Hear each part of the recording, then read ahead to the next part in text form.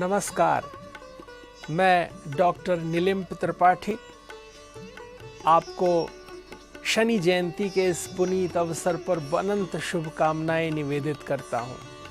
इस समय शनि देवता कुंभ राशि में गोचर कर रहे हैं और जब वे कुंभ राशि में होते हैं तो जैसे घड़ा होता है और घड़े के अंदर क्या है यह पहले से ज्ञात नहीं होता, उसके अंदर अमृत है या विष है, उसी तरह से शनि देवता इस ब्रह्मांड में अपना प्रभाव कर रहे हैं। प्रत्येक जातक पर सीधे प्रभाव करते हैं। जो जस करहि सो तस फल चाखा, जो जैसे कर्म करता है उसको वैसा फल देने के लिए सूर्य पुत्र शनिदेव आज अत्यंत प्रगल्भ रूप से हमारे ऊपर आशीर्वाद की वर्षा कर रहे हैं। शनिदेव एक जागृत देवता है, हम सबके जीवन में अनंत प्रकाश फैलाने वाले, हमारा रक्षण करने वाले न्याय के देवता है शनिदेव। आइए आज शनिदेव के विषय में कुछ विशेष बातें जानते हैं। वेद भगवान में अशनि शब्द आया है। अशनि का अर्थ होता है विद्युत, इसे वज्र भी कहते हैं। इसकी गति अचिंत्य है, अत्यंत तीव्र। शनैः शनैः, धीरे धीरे जो चलता है उसको शनिश्चर कहते हैं, अर्थात वे शनि देव हैं, वे धीरे धीरे चलते हैं। अशनि अर्थात गतिमान और शनि माने धैर्यपूर्वक धीरे चलने वाले। नवग्रहों की श्रेणी में सबसे कम गति वाले ग्रह होने से इनका नाम शनि पड़ा। ये सूर्य से बहुत दूर हैं, 2.5 वर्ष में एक राशि को पार करते हैं। पूरा राशि चक्र पार करने में इन्हें लगभग 30 वर्ष का समय लगता है। श्रीमद् भागवत में इसके संदर्भ में बहुत सुंदर लिखा हुआ है। व्रत उपदिष्टशत योजन लक्ष द्वयात् प्रतीयमानः शनैश्चरः एकैकस्मिन् राशौ 30 मासान् विलम्बमानः सर्वैनेवानुपयैति तावदनुवत्सरैः प्रायेण हि सर्वेषाम् अशान्तिकरः। ये भागवत के 5वें स्कंध के 23वें अध्याय के 16वें श्लोक में कहा है। और ये कहा कि बृहस्पति से 2 लाख योजन दूर शनैश्चर भगवान दिखाई देते हैं। 30 महीने एक एक राशि में रहते हैं, अतः इन्हें सब राशियों को पार करने में 30 वर्ष का समय लग जाता है। ये प्रायः सभी के लिए अशांतिकर होते हैं, क्योंकि न्याय के देवता हैं। जिसने जो कुछ कर्म विकर्म किए हैं उन सब का ये फल प्रदान करते हैं। अर्क पुत्र कोण असित सौर्य नील क्रूर कुशांग कपिलाक्ष दीर्घ तरणि तनय छाया सूनु अर्की मंद इत्यादि विभिन्न नाम हैं। छायात्मज अर्थात छाया के पुत्र। इस संबंध में एक बहुत सुंदर आख्यान हमारे शास्त्रों में वर्णित है कि कश्यप तनय विवस्वान को त्वष्टा तनय संज्ञा देवी भार्या के रूप में मिली। विवस्वान अर्थात सूर्य के तीव्र ताप तेज को जो संभालने वाली थी उनकी पत्नी, उनका नाम था संज्ञा। तो संज्ञा अप्रसन्न रहती थी क्योंकि सूर्य भगवान का बहुत तेज रहता था। सूर्य के निकट रहने से संज्ञा की काया संतप्त होती थी। संज्ञा के गर्भ से सूर्य के द्वारा 3 संतानों का जन्म हुआ। 2 प्रजापति कहलाए तथा 1 कन्या हुई जो यमुना के रूप में ख्यात है। उनमें से एक प्रजापति विवस्वान मनु तथा दूसरे प्रजापति श्राद्ध देव यम थे। कन्या का नाम जैसे यमुना रखा गया, सूर्य का तेजस्वी रूप संज्ञा के लिए असह्य हो गया था, उसने अपने ही समान एक स्त्री की रचना की और जो छाया रूप से ख्यात हुई, यह मायामयी स्त्री संज्ञा के तद्रूप थी। इसका नाम छाया हुआ। सूर्य की सेवा में छाया को छोड़कर संज्ञा अपने पिता त्वष्टा ऋषि के पास चली गई। त्वष्टा ऋषि ने उसे अपने पास नहीं रखा, तो वह अश्विनी का रूप धरकर विचरने लगी।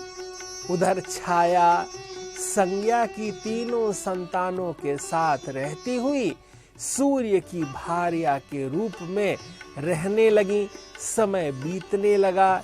इस दूसरी संज्ञा को संज्ञा अर्थात संज्ञा समझते हुए सूर्य नारायण अपने तेज से उसको संपृक्त किया और उसके गर्भ से 2 संतानें उत्पन्न हुई। पहला पुत्र अपने बड़े भाई वैवस्वत मनु के समान वर्ण शक्ति वाला होने से सावर्ण मनु कहलाया। उस छाया से जो दूसरा पुत्र हुआ वह शनि के नाम से ख्यात है। आज हम इन्हीं शनि भगवान का चिंतन कर रहे हैं। मनुरेवा भवन नामना सावर्ण इति चोच्यते, द्वितीयो यः सुतस्तस्याः सविज्ञेयः शनैश्वरः। यह महाभारते हरिवंश पुराणे वर्णित है। आगे चलकर सूर्य को यह तथ्य ज्ञात हुआ कि वे संज्ञा को पाने के लिए अपने ससुर त्वष्टा के पास चले गए कि भाई मेरी पहली पत्नी कहाँ है। त्वष्टा ने सूर्य के तेज को कम करने तथा सुरुष देने हेतु उनका बहुत सा तेज निकालकर सुदर्शन चक्र रचा, क्योंकि त्वष्टा के पास शक्ति थी, जिसे भगवान धारण कर चक्रपाणि कहे गए। विष्णु भगवान ने वह सुदर्शन चक्र धारण कर लिया। पहले की अपेक्षा सूर्य नारायण का रूप सौम्य हुआ, वे थोड़े आकर्षक हो गए।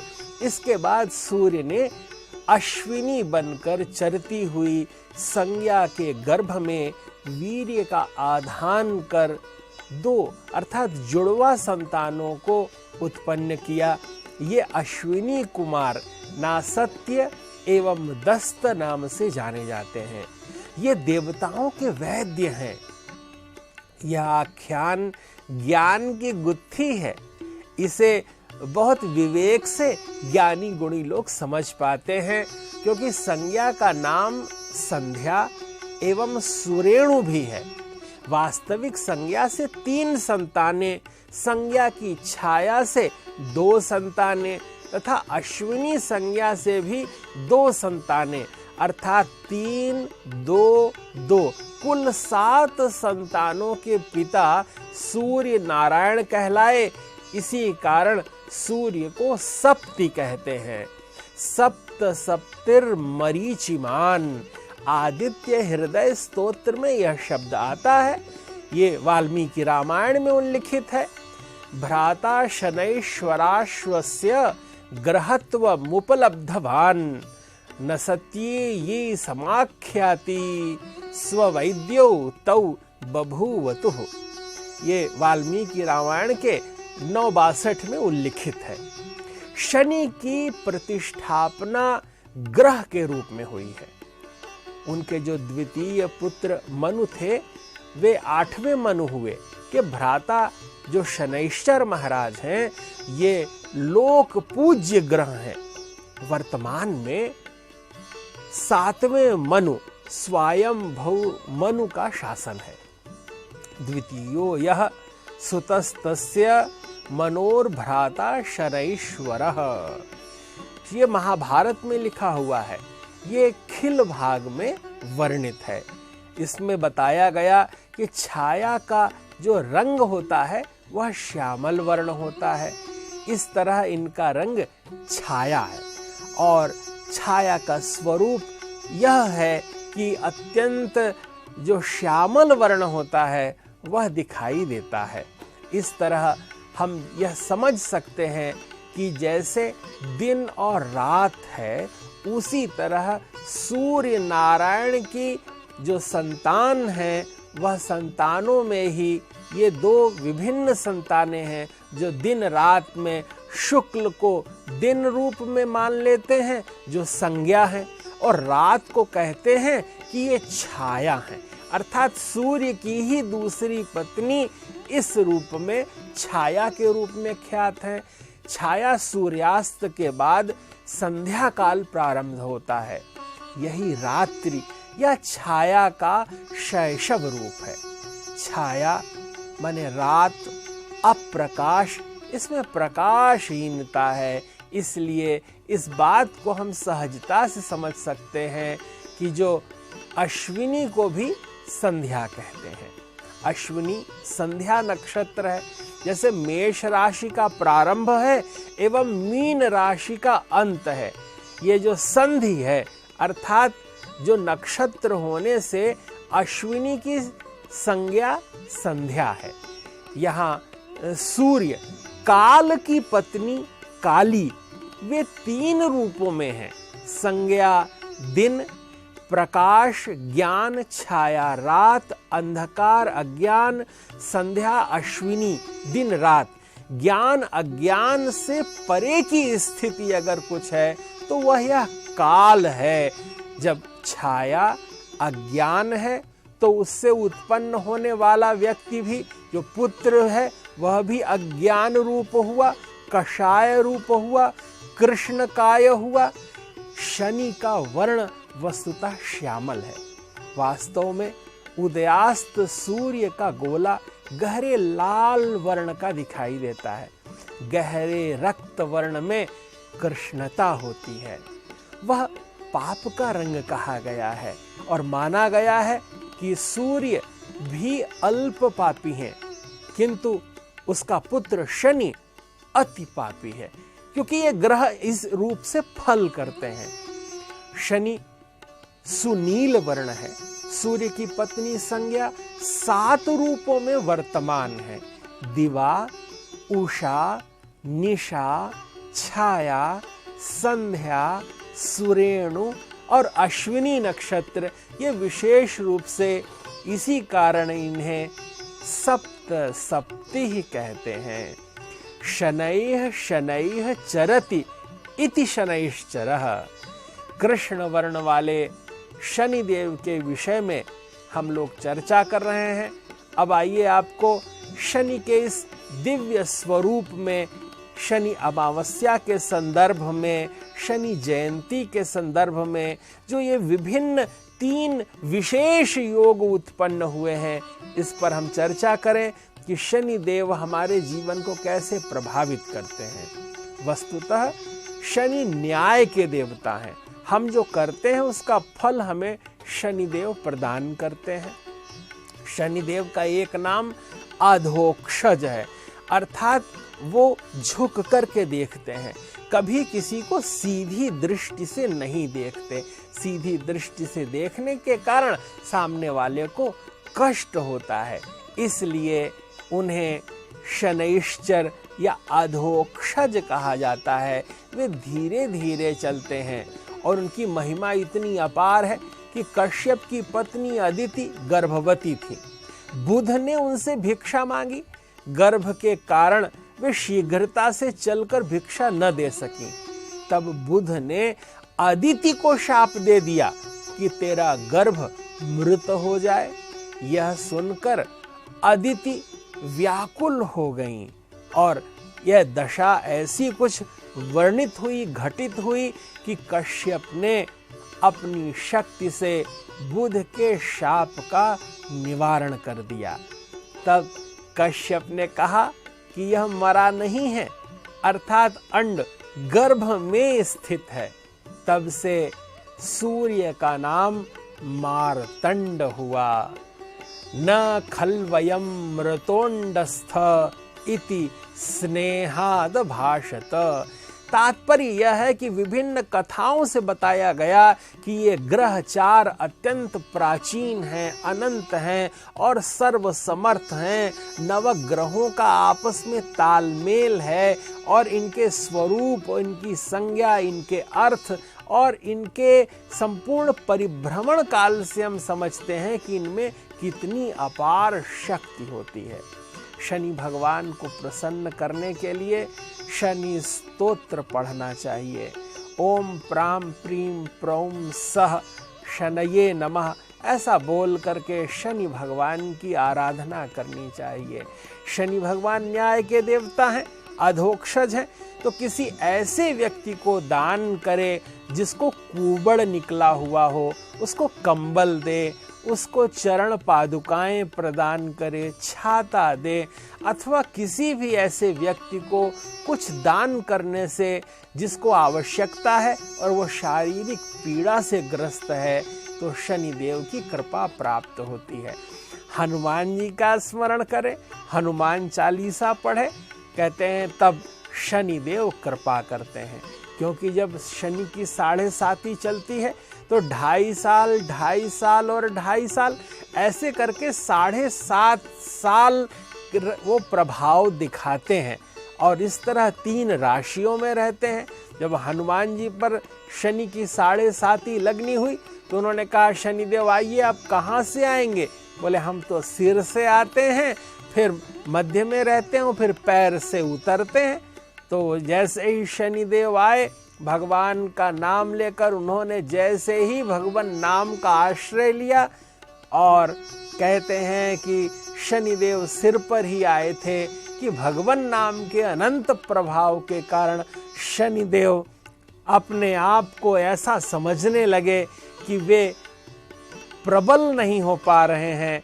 तब उन्होंने कहा कि हे हनुमान जी, मैं आपको और आपके भक्तों पर कभी प्रतिकूलता की दृष्टि नहीं डालूंगा। और उस समय से जो भी हनुमान नाम का आश्रय लेते हैं, हनुमान चालीसा पढ़ते हैं या भगवत परायण हैं, शुद्ध हृदय हैं और अंतर्मुखी चेतना के अधिपति हैं, सरल सहज स्वाभाविक जीवन जीते हैं, उनको शनिदेव कष्ट नहीं पहुंचाते हैं, वे पापों को जला देते हैं। शनि महाराज इन 7.5 वर्षों में दुख देते हुए, ऐसा लगता है कि दुख दे रहे हैं, लेकिन वे जो जातक है उसके समस्त पापों का नाश कर देते हैं। मनुष्य निष्पाप हो जाता है, उसमें वैराग्य का जन्म होता है, फलतः वह अंतर्मुखी हो जाता है, अध्यात्म चिंतन करने लगता है, आत्मचिंतन करता है और ईश्वरोन्मुखी हो जाता है। इस तरह शनिदेव सब पर कृपा करते हैं। शनि नारायण हैं, शनि भगवान हैं। ये सीधी दृष्टि अर्थात जो 3री, 7वीं, 10वीं जो दृष्टि से देखते हैं, वे मंगल ही करते हैं, न्याय करते हैं। इस समय अगर हम यह विचार करें कि किसके ऊपर किस दशा को देख करके चिंतन किया जाए, तो मेष राशि के जातकों का यह काल अत्यंत महनीय है। उन्हें विचार पूर्वक कार्य करना चाहिए। शनि देवता की कृपा उन पर बनी रहेगी। नमस्ते सूर्यपुत्राय शनीश्वराय नमो नमः, नमस्ते काल रूपाय। इस प्रकार शनि नारायण का स्मरण करते हुए कहना चाहिए कि छाया सूनवे नमो नमः, नमस्ते नीलवर्णाय कृष्णाय नमो नमः, नमस्ते मंदगतये च सौरये नमो नमः, नमस्ते कोण क्रूराय। इस प्रकार शनि भगवान का स्मरण करना है। पंगु दीर्घाय नमो नमः, नमस्ते वात रूपाय विष्णवे च नमो नमः। इस प्रकार यह शनि स्तोत्र बोलने से हमें प्रतिकूलताओं का शमन होगा। वृष राशि पर ग्रहों की अनुकूलता है, कोई भी समस्या आने वाली नहीं है। आप उदात्तता के साथ कार्य करते रहिए, आपके जीवन में सुख, सौविध्य और आनंद की अनुभूति होगी। मिथुन राशि के जातकों को बुध भगवान का स्मरण करना है, शनि और सूर्य नारायण का स्मरण करना है। आप कोई भी प्रतिकूल कार्य करेंगे तो उस पर बहुत अधिक प्रभाव पड़ता है, इसलिए आप धैर्यपूर्वक कार्य करें, सत्कर्म करें, भगवान गणेश जी को दूर्वा अर्पित करें, आपका मंगल होगा। कर्क राशि जिसके अधिपति देवता चंद्रमा है, आप शांति कारक स्थितियों में हैं, इसलिए शनि के जो गुण धर्म हैं वह पापक ग्रह हैं। अगर आप सौम्य कार्य करेंगे तो आपका मंगल होगा, आप दुखों से बचेंगे, आपके यहाँ संतान उत्पन्न होगी और विशालता का आप अनुभव कर पाएंगे। इसलिए कर्क राशि वालों के लिए सावधानी पूर्वक सत्कर्म करने का काल है। सिंह राशि के जातकों पर ऐसी स्थितियों में थोड़ा सहजता रखना चाहिए कि स्वभावतः आप में क्रोध है और क्रोध के कारण आप प्रतिकूलताओं को आमंत्रित करते हैं। क्योंकि शनि देवता तमोगुणी हैं, जो नील वर्ण के हैं, पश्चिम दिशा के स्वामी हैं, उनके देवता यम हैं। लोहा उनके लिए अनुकूल होता है, शीशा है, ये अनुकूल है। आप लोगों को अगर कोई ऐसे लोहे संबंधी कार्य, खदान संबंधी कार्य करते हैं तो आपके जीवन में सफलता, सुख, शांति और आर्थिक लाभ का विशेष योग दिखाई देता है। आपकी वातज प्रकृति होने के कारण जिन लोगों की है उनको विशेष रूप से यात्रा योग से बहुत लाभ प्राप्त होने वाला है। कन्या राशि की ओर चलते हैं। जो छठवीं कन्या राशि है, इसके जातकों के अनुकूलता का काल है और इस अनुकूलता में आप सौविध्य बनाए रखेंगे, आपको आर्थिक रूप से सफलता मिलेगी, कार्य सिद्धि के संकेत हैं और वृक्षों के आश्रय पर रहें। यदि आप वृक्ष लगाते हैं तो विभिन्न प्रकार के रोगों से आपको मुक्ति मिलेगी, क्षुधा से आप पीड़ित नहीं होंगे और जो ग्रह दोष हैं वो धीरे धीरे आपके दूर हो जाएंगे। आपके अंदर जो ज्ञान का बल है, बुद्धि का बल है, वो बढ़ेगा और धीरे धीरे आपके जीवन में सफलता फलीभूत होने लगेगी। तुला राशि का जब चिंतन करते हैं तब यह पता चलता है कि इस समय आपको तोल मोल के बोलना है, क्योंकि जो व्यक्ति सावधानी का व्यवहार करते हैं उनको जो इनके अनुकूल ग्रह हैं, जो मित्र ग्रह हैं, शनि के, बुध हैं, शुक्र हैं, राहु हैं, वो सब अनुकूलता प्रदान करते हैं। और जो सम ग्रह है बृहस्पति हैं, जो शुक्र ग्रह हैं, जो सूर्य, चंद्रमा, मंगल हैं, ये सब शत्रु हैं, लेकिन ऐसी भी स्थितियों में कारकत्व बनाए रखेंगे। वृश्चिक राशि जो 8वीं राशि है उसमें अत्यंत अनुकूलता का काल है। यदि आप अनुराधा नक्षत्र में जन्मे हैं, ज्येष्ठा में जन्मे हैं, तो आप पर अनुकूलता रहेगी। आप विशेषतः न्यायप्रिय हैं और न्यायप्रिय होने के कारण कार्य क्षेत्र में सफलता मिलती ही मिलती है। धनु राशि का चिंतन करें तो धनु राशि के जातकों पर भी अनुकूलता रहेगी, इसलिए परिभ्रमण कारक योग है, भूमि भवन वाहन से विशेष लाभ रहेगा। मकर राशि का चिंतन करते हैं। मकर राशि चूंकि शनि देवता की विशेष कृपा आप पर रहती है, इसलिए कार्य क्षेत्र में अनुकूलता है, धर्म का ध्वजा फहराते रहेंगे। कुंभ राशि की चर्चा करें, आप पर तो विशेष रूप से अनुकूलता है, न्याय के क्षेत्र में सफलता मिलेगी। अगर कोई न्यायालयीन प्रकरण चल रहा है तो निश्चय ही आपको उससे मुक्ति मिलेगी। और अब मीन राशि की चर्चा करते हैं। इस शनि जयंती के अवसर पर जब यह अद्भुत संयोग हो रहा है, अगर आप लोग विद्या का व्यवहार करते हैं तो धन प्राप्ति के साथ साथ यश प्राप्ति का भी विशेष योग आपकी राशि में दिखाई देता है। समाज में एक अनुकूलता का बीज बोएंगे तो शनिदेव विशेष रूप से प्रसन्न होंगे, न्याय कारक हैं, हम सब का मंगल करने वाले शनिदेव हैं। आपको शनि जयंती के अवसर पर अनंत शुभकामनाएं। ये ज्ञानपूर्ण चर्चा वैदिक वांग्मय के आधार पर करके आपके जीवन में शुभता की मंगल कामना करते हैं। बहुत बहुत शुभकामनाएं। हरि ओम।